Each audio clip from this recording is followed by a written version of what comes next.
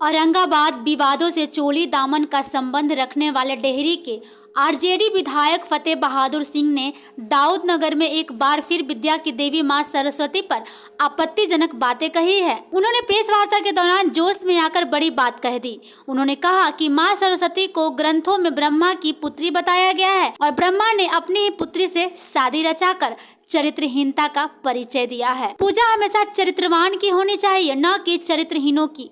विधायक ने इस दौरान बीजेपी पर भी हमला बोला है। भाजपा के प्रदेश अध्यक्ष सम्राट चौधरी को लेकर कहा कि उन्होंने ब्राह्मणों की अधीनता स्वीकार कर ली है। वे कहते हैं कि 3% ब्राह्मण श्रेष्ठ हैं और रहेंगे, तो फिर बाकी 97% तो क्षुद्र ही है ना। पहले भी आरजेडी विधायक फतेह बहादुर सिंह ने मां दुर्गा पर टिप्पणी कर सुर्खियों में आए, जिससे बिहार के साथ साथ पूरे देश में बवाल मच गया था। उन्होंने कहा कि देश की पहली महिला शिक्षिका सावित्रीबाई फुले थी और उनकी जयंती मनाई जानी चाहिए। महिला दिवस उनके नाम पर होना चाहिए और विद्यालय में सरस्वती की जगह सावित्रीबाई फुले की तस्वीर लगनी चाहिए। प्रार्थना सावित्रीबाई की होनी चाहिए। भारत सरकार को भारत रत्न देना चाहिए। फिर आज कांग्रेस के साथ कैसे है? यह पूछे जाने पर कि जब 60 वर्ष कांग्रेस की सरकार रही तो उसने भारत रत्न की उपाधि क्यों नहीं दी? विधायक ने कहा कि भाजपा और कांग्रेस दोनों पर श्रवणों और मनुवादियों की पकड़ रही है। जब यह पूछा गया कि ऐसी स्थिति में फिर आज कांग्रेस के साथ कैसे हैं, आपने यह बात अपनी पार्टी के स्तर पर क्यों नहीं कही? बाई फुले का प्रतिमा लगे और उनका जो जिस तरह प्रार्थना होता है विद्यालय स्टार्ट में, इनका वंदना होना मतलब कि चाहिए। स्कूल में पढ़ाई शुरू होने से पहले हर रोज, और 3 जनवरी को इनका जयंती है। हर विद्यालय में 3 जनवरी को इनका जयंती मना करके हर विद्यालय में याद करना चाहिए, क्योंकि शिक्षा की देवी यही है, न कि सरस्वती है। नहीं तो आस्था तो बड़े लोगों की है, बहुत बड़ी एक आबादी है जो सरस्वती को। अरे मैं आस्था पर कहा, मैं तो व्यवस्था पर चोट कर रहा हूँ भाई। जो आप ही के ग्रंथ में लिखा हुआ है कि सरस्वती है ब्रह्मा की बेटी है, और ब्रह्मा जी का अपनी ही पुत्री पर नियत खराब हुआ और उन्होंने मतलब कि उनके साथ शादी कर लिया। तो आप खुद समझिए कि पूजा मतलब कि किसका होता है, चरित्रवान का या चरित्रहीन का? और ये भी चरित्रवान चरित्रहीन वाला बात मैं नहीं बोल रहा हूँ, ये संत कबीर दास ने मतलब कहा है। मैं उनका कहा हुआ बात कह रहा हूँ, उनका ग्रंथ आप मतलब पढ़ लीजिए। तो राजनीति में भी तो चरित्रहीन कई नेता ऐसे दिखते हैं जिनके बारे में धारणा है या समाज मानता है, वैसे लोग बड़े बड़े पदों पर चले जाते हैं। सजा मिलता है ना। जो नेता बलात्कार करता है, जो नेता चोरी करता है, अपहरण करता है, उसको सजा मिलता है ना। लेकिन जो आपकी बीजेपी का सरकार चल रहा है वो मतलब स्पष्ट महिला खिलाड़ियों के साथ बृजभूषण सिंह ने क्या क्या किया और सरकार उसको अपने साथे रखा हुआ है। और इसलिए रखा हुआ है कि मनुस्मृति में मतलब कि वही अधिकार उसको है। मनुस्मृति में बहुजनों का कोई अधिकार नहीं है। आप जो आयोजन कर रहे हैं डेहरी के पड़ाव मैदान में, उसमें जो आपने अतिथि आमंत्रित किया है उसमें डॉक्टर प्रोफेसर चंद्रशेखर हैं, जो हिंदुत्व और सनातन के विरुद्ध बोलते रहे हैं, उसके लिए सुर्खियों में आए हैं।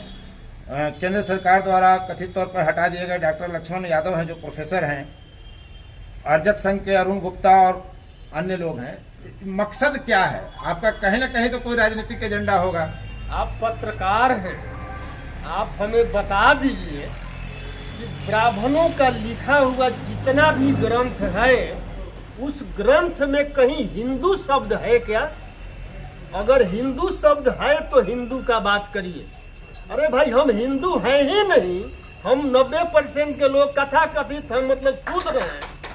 हम शूद्र हैं और ब्राह्मणों ने शूद्रों को हजारों साल शिक्षा से वंचित रखा, ताकि उन्होंने अपने पूर्वजों को पहचाने नहीं, अपना अधिकार नहीं समझे। उसी में 85% 90% शूद्रों को जगाने के लिए, अपना अधिकार समझाने के लिए इस कार्यक्रम को रखा है।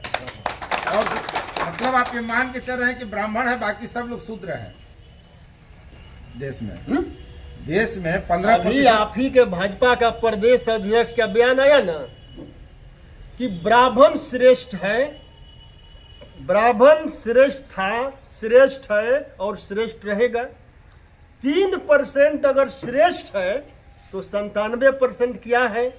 जाकर पूछ लीजिए उनसे, वो तो सुधरे न है। और 3% और जब सम्राट चौधरी ने ये बयान देने से पहले एक गुलामी स्वीकार कर लिया उसका कि मैं भाई तुम्हारा गुलाम हूं। मतलब आने वाले लोकसभा चुनाव में राजद का एजेंडा यही रहेगा, शूद्र बनाम अन्य या ब्राह्मण बनाम अन्य शूद्र। हम ये सामाजिक बदलाव की बात कर रहा हूं, मैं राजनीतिक बदलाव इसका की बात राजद नहीं से कर- कोई लेना देना नहीं है। अरे, ये पूरे बहुजन समाज के लोगों का भविष्य का बात है। हम प्रकाश की तरह, हम पूरे बहुजन समाज के लोगों को, जो 97% भारत के मूल निवासी हैं, 97% जो भारत के मूल निवासी हैं, 3% विदेशियों से, मैं 97% के मूल निवासियों को मानसिक गुलामी से आजाद कराना चाहता हूं। कांग्रेस का सरकार चलाने वाले कौन लोग थे? मनुवादी भी उसी में थे, और जब बीजेपी का सरकार बना तो वही मनुवादी सब बीजेपी में आ गया, और कल कांग्रेस का भी सरकार बनेगा तो वही लोग सब कांग्रेस में आ जाएगा। तो मैं समझता हूं कि कांग्रेस और बीजेपी एक ही सिक्का का दो पहलू। तो फिर कांग्रेस के साथ आपका गठबंधन क्यों अभी ये चल रहा है, और फिर INDIA भी बना रहे हैं आप? ये मेरा पर्सनल राय है भाई, मैं अपना पर्सनल बता रहा हूं कि जो कांग्रेस में स्वर्ण लीडर हैं, मैं सबका बात नहीं बोल रहा हूं, जो उसमें स्वर्ण लीडर हैं उनका मानसिकता ही यही है कि बहुजनों को हक अधिकार नहीं मिले। तो फिर कांग्रेस के कुछ धड़ा को ही अगर आप मान लीजिए कि सामंती मानते हैं या सवर्ण मानते हैं, तो उस मामले में इस बिंदु पर आप पार्टी फोरम पर भी तो बात रख सकते हैं। समय के साथ परिवर्तन होता है। जो 90 के दशक के पहले का कांग्रेस था वो सामंतवाद और ब्राह्मणवाद को लेकर चलता था, लेकिन आज का जो कांग्रेस है वो समाजवाद को लेकर चल रहा है, मानववाद को लेकर चल रहा है, बदलाव हुआ है, इसलिए आज हम कांग्रेस के साथ। सावित्रीबाई फुले की प्रतिमा लगवाना चाहते हैं या चित्र लगवाना चाहते हैं हर विद्यालय में?